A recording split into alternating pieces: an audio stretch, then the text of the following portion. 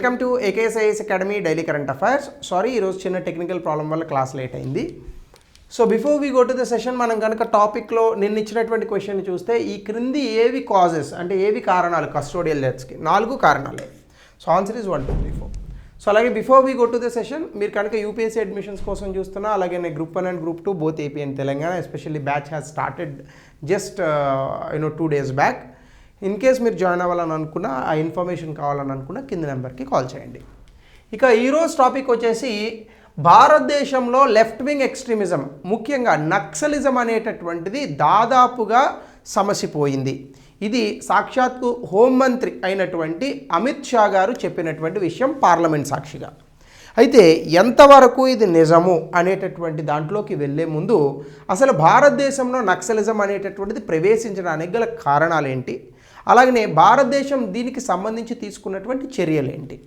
Course నక్సలిజాన్ని సమర్థించేటటువంటి వ్యక్తులు కూడా భారతదేశంలో ఉన్నారు.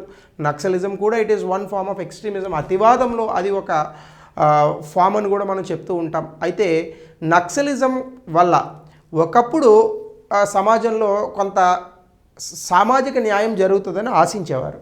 కానీ ఈరోజు ఆ నక్సలిజం కూడా తన ఉనికిని చాటుకోవడానికి మాత్రమే ప్రయత్నిస్తున్నట్టుగా మనకి చాలా చోట్ల నక్సలిజం తాలూకా చర్యలు మనకు కనిపిస్తూ ఉంటాయి. కోర్స్ నేనైతే నక్సలిజాన్ని సపోర్ట్ చేయను. ఎందుకు అంటే when 2 guns are fighting always the big gun win. అంటే 2 తుపాకులు దెబ్బలాడుకున్నప్పుడు పెద్ద తుపాకీ గెలుస్తుంది. ప్రభుత్వం దగ్గర ఉన్నటువంటి తుపాకులు కానీ, మందుగుండి సామాగ్రి కానీ, సెక్యూరిటీ పర్సనల్ కానీ, ఇది ఇరు పక్షాల మధ్య కనుక దెబ్బలాట అనేటటువంటి జరిగితే అది నక్సలైట్లే ఎక్కువగా చనిపోయేటటువంటి అవకాశం ఉంటుంది. ఇందులో సామాన్యులు కూడా చనిపోతారు. సో మనిషి చనిపోవడం అనేటటువంటిది ఏ రకంగానూ కూడా మానవ అభివృద్ధికి మంచిది కాదు. అయితే ఈ పర్టికులర్ అంశంలో న్యూస్లో అసలు ఈ పాయింట్ ఎందుకు వచ్చింది? Union home minister India almost free from left wing extremism అన్నారు. ఇది ఎంతవరకు నిజము? అయితే దీని మీద first of all me comment ఇవ్వండి. అంటే ఇది ఎంతవరకు నిజం? ఎందుకంటే సాధారణంగా ప్రభుత్వాలు కొన్నిసార్లు లెక్కలు చెప్పేటప్పుడు కొన్ని తప్పుడు లెక్కలు కూడా చెప్తూ ఉంటాయి. అయితే ఎంతవరకు భారతదేశంలో నక్సలిజం పోయిందని మీరు అనుకుంటారు? ఎందుకంటే నిన్నగాక మొన్ననే కదా మనకి ఒక 2 months బ్యాక్ ఎన్కౌంటర్స్ కూడా జరిగాయి. సో కాబట్టి bearing one entire leadership of మావోయిస్టుల తాలూకా లీడర్షిప్ అంతా కూడా గత 2 సంవత్సరాలలో సమసిపోయింది అని చెప్తున్నారు. గవర్నమెంట్ చెప్తోంది. అలాగే గవర్నమెంట్ నక్సలిజం ఎఫెక్ట్ అయినటువంటి, ప్రభావితం చెందినటువంటి జిల్లాలలో పూర్తి స్థాయిలో అక్కడ నక్సలిజాన్ని మార్చి 2026 కల్లా మేము పూర్తి చేస్తాం, అంటే ఈ రోజుతో అయిపోయింది అని ఆల్రెడీ గతంలోనే చెప్పింది. ఇది ఇప్పుడు జరిగింది అని చెప్తున్నారు. అయితే దీనికి సంబంధించి ఒక స్ట్రాటజీ ఉంది. ఈ స్ట్రాటజీలో 3 పిల్లర్స్ ఉంటాయి. మొదటిది డైలాగ్, డి అంటే ఏంటి? నక్సలైట్స్తో చర్యలు అనేటటువంటివి, చర్యలు కాదు, నక్సలైట్స్ చర్చలు జరుపుతారు. 2 సెక్యూరిటీ, భద్రత. నక్సలైజం ఉన్నటువంటి ప్రాంతాలలో వ్యక్తులకి ఇంకా ప్రభుత్వం తాలూకా ఇన్స్టిట్యూషన్స్కి భద్రతను కల్పిస్తారు.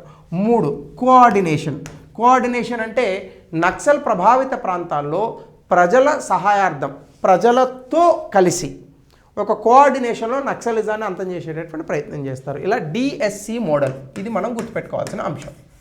సో ఇది పార్లమెంట్ సాక్షిగా అమిత్ షా గారు చెప్పారు. అయితే ఈ యొక్క నక్సలిజాన్ని పూర్తి స్థాయిలో అంతం చేయడానికి సమాధాన్ అనేటటువంటి ఒక డాక్టర్ని తీసుకొచ్చింది. దీని దగ్గరికి వద్దాం. అయితే ముందుగా అసలు లెఫ్ట్ వింగ్ ఎక్స్ట్రీమిజం, ఇదే నక్సలిజం అని కూడా అంటూ ఉంటాం. ఈ నక్సలిజం అనేటటువంటిది ఎలా పుట్టింది?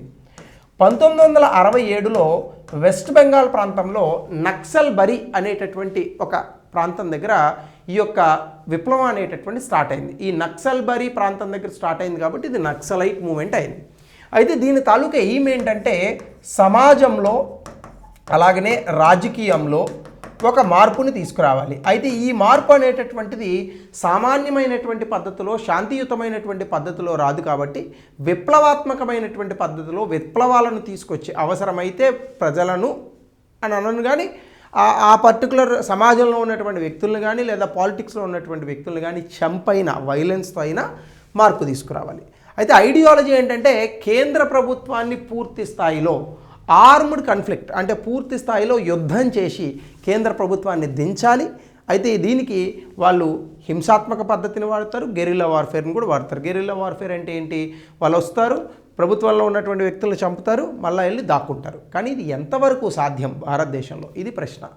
అలాగనే కమ్యూనిస్ట్ ప్రభుత్వాన్ని మావోయిస్ట్ ప్రిన్సిపల్స్తో మనం స్థాపించాలి. ఈ మావోయిస్ట్ ప్రిన్సిపల్స్ మావో పుట్టిన చైనాలోనే ఎవడు ఫాలో అవ్వట్లేదు, మన దగ్గర ఎందుకు నాకు అర్థం కాదు అసలు. ఇది మావోయిస్ట్ సూత్రాలు చైనానే ఫాలో అవ్వట్లా. చైనా ఈరోజు ఫాలో అవుతుంది రెడ్ క్యాపిటలిజం అనే కాన్సెప్ట్.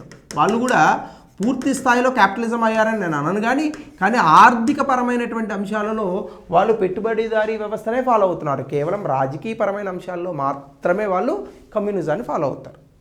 సో అట్లా మావోయిజం మావో పుట్టిన ప్రాంతంలోనే ఫాలో అవట్లా, మనకెందుకు ఆ మావోయిజం. అలాగనే రెండవది, దీనికి గల కారణాలు. డెఫినెట్గా ఈ కారణాలను అయితే మాత్రం మనం ఖచ్చితంగా ఆ వెనకాల ఉన్నటువంటి ఆ అభ్యుదయ భావాన్ని అర్థం చేసుకోవాలి.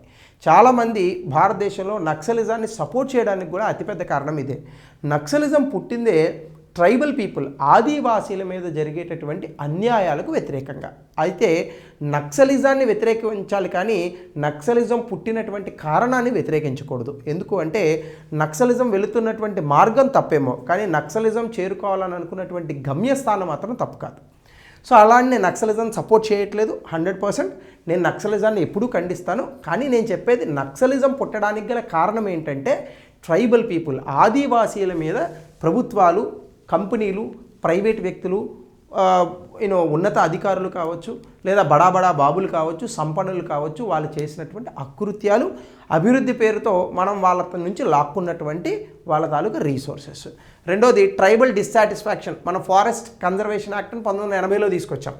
ఇవి ట్రైబ్స్ని అసలు అడవి ప్రాంతాల్లో ఉన్నటువంటి వనరులను వాడుకోకుండా కొన్ని తీసుకొచ్చింది. దీని మీద వాళ్ళు అంత హ్యాపీగా లేరు. 3, poverty and lack of sustainable means. అంటే ఈ ఎక్కువగా అటవీ ప్రాంతంలో ఉండేటటువంటి ఆదివాసీలకు విపరీతమైనటువంటి పేదరికం అనేటటువంటిది వచ్చింది. ఇవన్నీ కూడా వారు వెళ్ళి నక్సలిజం మూమెంట్లో జాయిన్ అవ్వడానికి కారణాలుగా మారాయి.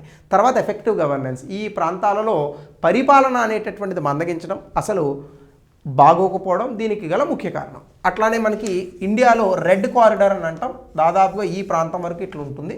అంటే అరుణాచల్ ప్రదేశ్ నుంచి దాదాపుగా చెన్నై కేరళ బోర్డర్ వరకు మనకి వ్యాపించి ఉంది. దీన్ని మనం రెడ్ కారిడార్ అని అంటాం.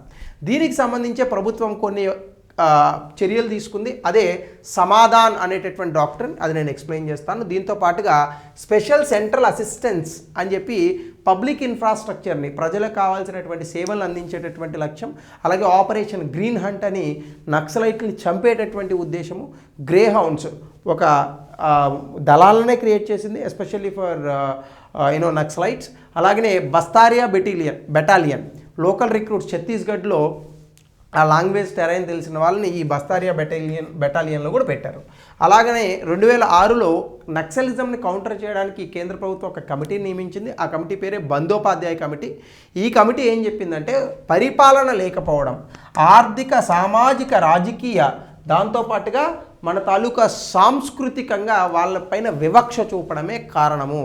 కాబట్టి ట్రైబల్ ఫ్రెండ్లీ ల్యాండ్ ఎక్విజిషన్ అంటే ఆదివాసీలను ఇబ్బంది పెట్టకుండా వాళ్ళతో స్నేహపూర్వకంగా ఉండాలి, స్నేహపూర్వకంగా మెలగాలి. అలా చేస్తూ వాళ్ళ తాలూకా భూమిని వాడుకునే ప్రయత్నం చేయాలి తప్ప వాళ్ళని వాళ్ళ భూమికి దూరం చేయకూడదు. అఫ్కోర్స్ ఇవి మనం పాటించట్లేదు, అందుకే నక్సలిజం ఇంకా బ్రతికే ఉంది. కానీ ఇప్పుడు నక్సలిజం దాదాపుగా అంతమైందని చెప్తున్నారు. దీనికి సంబంధించి సమాధాన్ డాక్ట్రిన్ అనేటటువంటి పేరుని కనుక మీరు చూస్తే, ఈ సమాధాన్ SAMADHAN, ఈ సమాధానంలో ఎస్ అంటే ఏంటంటే స్మార్ట్ లీడర్షిప్. సో ఆ ప్రాంతాల్లో స్మార్ట్ లీడర్షిప్ ఉండాలి. అంటే మనం అద్భుతమైనటువంటి నాయకత్వ పటిమను తీసుకురావాలి. అలాగే అగ్రెసివ్ స్ట్రాటజీ, అంటే ఎవరైనా కనుక చంపుతూ ఉంటే నక్సలైట్లు వాళ్ళని చంపాలి. మోటివేషన్ అండ్ ట్రైనింగ్, అంటే ఎవరు కూడా నక్సలిజంలో జాయిన్ అవ్వకుండా మనం మోటివేట్ చేయాలి. అలాగే యాక్షనబుల్ ఇంటెలిజెన్స్, అంటే నక్సలిజం తాలూకా సమాచారం ఏదైనా దొరికినప్పుడు వాటి మీద మనం నిర్ణయాలను తీసుకుంటూ ముందుకెళ్ళేటటువంటి ఇంటెలిజెన్స్. అలాగే dashboard based key performance indicators, key result areas, అంటే ఆయా ప్రాంతాల్లో మనం ఎక్కడెక్కడ మార్పులు చేసాం అట్లాంటి వాటికి ఒక డాష్ బోర్డ్. అలాగే హార్నెసింగ్ టెక్నాలజీ, అంటే సాంకేతికతను కూడా ఈ ప్రాంతాల్లో వాడుతూ నక్సలిజంకి దూరంగా ప్రజలను ఉంచే ప్రయత్నం. Action plan for each theatre, అంటే ఒక్కొక్క ప్రాంతాల్లో ఒక్కొక్క రకంగా మనం యాక్షన్ ప్లాన్స్ తీసుకురావడం. అలాగే నో యాక్సెస్ టు ఫైనాన్సింగ్, నక్సలైట్లకు ఫినాన్సింగ్, డబ్బు అందకుండా చేయడం. ఇలా సమాధాన్ డాక్ట్రిన్ అనేటటువంటి దాన్ని నక్సలిజాన్ని అంతం చేయడానికి ప్రభుత్వం తీసుకొచ్చింది. కొంతవరకు వర్కౌట్ అయిందని చెప్తున్నారు. సో దానికి సంబంధించే ఈ యొక్క సమాధాన్ అనేటటువంటి డాక్ట్రిన్. ఇక దీంతో పాటుగా కొన్ని సవాళ్ళు ఉన్నాయి. ఈ సవాళ్ళకు కూడా మనం ఒక ఇది రాయొచ్చు, ఐఎన్ఎస్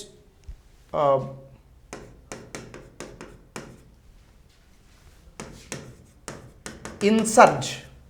అంటే నక్సలిజంకి సంబంధించి సవాళ్ళు ఏంటి అనే కనుక ప్రశ్న వచ్చినప్పుడు మీరు గుర్తుపెట్టుకోవాల్సినటువంటి అక్రోనిమ్ ఏదైనా ఉందంటే ఇన్సర్జ్ అనేటటువంటిది. ఇన్సర్జ్ అంటే ఏంటి ఒకసారి చూద్దాం.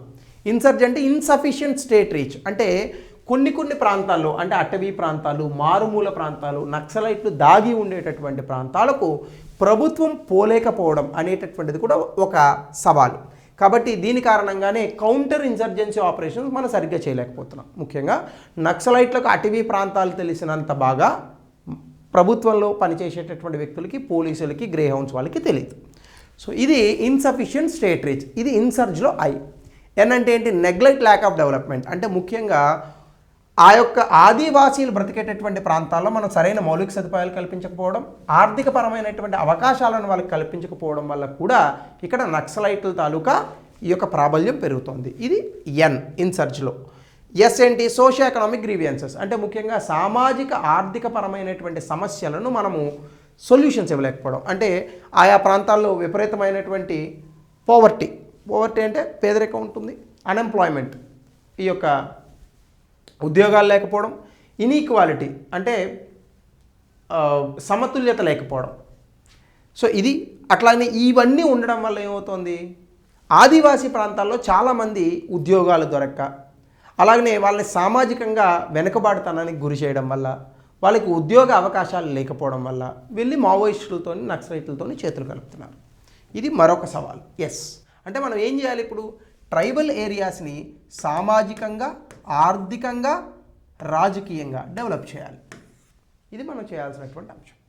అలాగనే యు అంటే అన్స్టేబుల్ గవర్నెన్స్, అంటే అక్కడ పరిపాలన సరిగ్గా ఉండకపోవడం, ఉన్న విపరీతమైన కరప్షన్ ఉండడం, అకౌంటబిలిటీ లేకపోవడం, దీనివల్ల కూడా నక్సలిజం పెరుగుతుంది. అలాగనే or remote or difficult terrain, అంటే విపరీతమైనటువంటి దట్టమైనటువంటి అడవులు, కొండ ప్రాంతాలు, లోయ ప్రాంతాలు, ఇలాంటి చోట్ల సెక్యూరిటీ ఆపరేషన్స్, భద్రతకు సంబంధించినటువంటి ఆపరేషన్స్ సరిగ్గా మనం చేయలేకపోతున్నాం. ఇది ఆర్. జీ అంటే గెరిల్లా టాక్టిక్స్, అంటే సాధారణంగా మావోయిస్టులు, నక్సలైట్లు ఏం చేస్తారు? గెరిల్లా టాక్టిక్స్ వాడతారు. వాళ్ళు సామాన్య జనంలా ఉంటారు, వస్తారు, గన్ తీస్తారు, టక్మన్ కాలుస్తారు, వెళ్ళిపోతారు. సో అది నక్సలైట్ అని మనం ఎలా గుర్తిస్తాము? సో అదే ఈ మావోయిస్టులు mobile units, ambushes, village level infiltration, guerrilla టాక్టిక్స్ని వాడతారు. వాళ్ళని గుర్తించడమే కష్టం. అలాగే ఈ ఎక్స్టర్నల్ సపోర్ట్ అంటే రవాణా సౌకర్యాలు కానీ, ఫినాన్షియల్ సపోర్ట్ కానీ, ఐడియాలజికల్ బ్యాకింగ్ కానీ, ఇవన్నీ కూడా చైనా నుంచి కూడా అందుతున్నాయి భారతదేశాన్ని వీకెన్ చేయడానికి అని చెప్పేటటువంటి వ్యక్తులు కూడా ఉన్నారు. సో అలా ఇన్సర్జ్ అనేటటువంటి ఎక్రోనిమ్ని మీరు సవాళ్ళు, ఛాలెంజెస్ ఆఫ్ ఎక్స్ట్రీమిజంకి గుర్తుపెట్టుకోవాలి. సో ఇన్సర్జ్ కాదు, ఇన్సర్జెంట్, ఎన్టీ కూడా ఉంటుంది. ఎన్ అంటేనేమో నెరేటివ్స్ ఆర్ ప్రోపగండా, అంటే లోకల్ గ్రీవియన్సెస్, అంటే స్థానికంగా ఉన్నటువంటి సమస్యలు, మీడియా, కమ్యూనికేషన్ ఛానల్స్, వీటిని వాడుకొని మావోయిస్టులు రిక్రూట్ చేస్తూ ఉంటారు. అలాగే ట్రైబల్ కమ్యూనిటీ ఇన్ఫ్లుయెన్స్, అంటే ట్రైబల్ ఏరియాస్ నుంచే లోకల్ కమ్యూనిటీస్కి ఎక్కువగా ఈ యొక్క మావోయిస్టులకు సహాయం అందుతూ ఉంటుంది. ఇక్కడే మనం కొంచెం మనసుతో ఆలోచించాలి, బుర్రతో కాదు. మీరు ఆలోచించండి, స్వాభిమానం అనేటటువంటిది ఈ యొక్క గ్రామీణ ప్రాంతాల్లో, అటవీ ప్రాంతాల్లో బ్రతికేటటువంటి వ్యక్తులకు, ముఖ్యంగా ఆదివాసీలకు కల్పించిందే నక్సలైట్ల మూమెంట్ అని చాలా సినిమాల్లో వస్తాయి. ఆ సినిమాలన్నీ హిట్ అవుతూ ఉన్నాయి. ఎంతో కొంత ఇందులో 1967 ఆ ప్రాంతంలో నిజం లేకపోలేదని అంటారా? సో ఆ కారణంగానే కూడా మావోయిస్టులు కొన్ని సందర్భాల్లో సక్సెస్ అయ్యారు. కానీ ఆధునిక సమాజంలో మాత్రం అలా లేదు, భిన్నంగా ఉంది. అందుకే ఆధునిక సమాజంలో నక్సలిజం అనేటటువంటి దాన్ని ఖండించాలి. అయితే దీనికి సంబంధించి ఏ రకమైన చర్యలు తీసుకుంది? సో దానికి రీఇన్ఫోర్స్, FORCE, రీఇన్ఫోర్స్ అనేటటువంటిది ఎక్రోనిమ్. ఇది గుర్తుపెట్టుకోవాలి. ఆర్ అంటే ఏంటి? రీవైటలైజ్ లోకల్ గవర్నెన్స్, ఉన్నటువంటి స్థానికంగా ఉన్నటువంటి పంచాయతీలని, వీటిని మనం సక్రమంగా నడపాలి, వీటిని మనం బెటర్గా క్రియేట్ చేయాలి. ఎంప్లాయ్మెంట్ అండ్ లైవ్లీహుడ్, అంటే గ్రామీణ ప్రాంతాల్లో మనము నైపుణ్యం అనేటటువంటిది పెంచుతూ వాళ్ళకి అభివృద్ధి అనేటటువంటి దాన్ని పెంచాలి, ఆంట్రప్రెన్యూర్షిప్ని పెంచాలి. ఇన్ఫ్రాస్ట్రక్చర్, మౌలిక సదుపాయాల కల్పన, అభివృద్ధి, ముఖ్యంగా కనెక్టివిటీ, రోడ్లు, ఎలక్ట్రిసిటీ, టెలికాం, ఇవన్నీ కూడా ఆయా ప్రాంతాల్లో రావాలి. నర్చర్ కల్చర్, ముఖ్యంగా మనం ప్రజాస్వామ్యకమైనటువంటి విలువలను పాటించాలి. ముఖ్యంగా ఆధునిక సమాజంలో ఏ సమాజంలో అయినా ఒక్కొక్క కమ్యూనిటీకి ఒక్కొక్క సంస్కృతి ఉంటుంది. ఆదివాసీలకు ఒక సంస్కృతి ఉంది, మనం వాటిని గౌరవిద్దాం, తప్పేముంది. సమ్మక్క సారక్క జాతరను ఈరోజు మొత్తం తెలంగాణ మాత్రమే కాదు దేశమంతా చూసింది. అలాంటి అనేక జాతరలు ఉన్నాయి, వాటన్నిటిని కూడా మనం గౌరవించాలి. ఈ సంస్కృతిని మనం ఎప్పుడు కూడా పాడు చేయకూడదు. సో అట్లానే దాంతో పాటుగా ఎఫ్ అంటే ఫోకస్ ఆన్ సోషల్ జస్టిస్, అంటే సామాజిక న్యాయము, ముఖ్యంగా ల్యాండ్ రిఫార్మ్స్. మీరు ఎకనామిక్ సర్వే లాస్ట్ ఇయర్ 2024 మన తెలంగాణ ఎకనామిక్ సర్వే చదవండి. అందులో దాదాపుగా కొన్ని వేల ఎకరాలు ట్రైబల్ భూమి నాన్ ట్రైబల్ చేతుల్లోకి వెళ్ళింది. చాలా క్లియర్గా ఉంది ఎకనామిక్ సర్వేలో, నాకు నెంబర్స్ గుర్తు రావట్లేదు కానీ చాలా క్లియర్గా 96,000 ఎకరాలో ఎంతో రాశాడు. అదంతా మన లెక్కకు వచ్చింది, లెక్కకు రాని ఎకరాలు ఎన్ని ఉంటాయి ఒక ప్రాంతంలో అది. సో ఇట్లా కాకుండా ల్యాండ్ రిఫార్మ్స్ని మనం కరెక్ట్గా తీసుకురావాలి, వాళ్ళ తాలూకా హక్కుల్ని వాళ్ళకి ఇవ్వాలి. అలాగే ఆర్గనైజ్ అంటే community policing and trust building, ముఖ్యంగా స్మార్ట్ పోలీసింగ్ చేయాలి. పోలీసులు ఫ్రెండ్లీగా ఆదివాసీలతో కూడా మమేకమై ముందుకెళ్ళాలి. అది మీకు అర్థమవుతుందని వాడుతున్నాను తప్ప ఆ పదం మళ్ళీ దాన్ని వేరేలాగా అనువదించద్దు. ఆర్ అంటే రిహాబిలిటేషన్ అండ్ కౌంటర్ ఎక్స్ట్రీమిజం, అంటే కొంతమంది అవేర్నెస్ ప్రోగ్రామ్స్ ఇట్లాంటివి తీసుకొస్తారు. కొంతమంది నక్సలైట్లు లొంగిపోయి జనజీవన స్రవంతిలో కూడా కలిసిపోతారు, వాళ్ళని కూడా మనం ఇంకా బెటర్గా తీసుకురావాలి.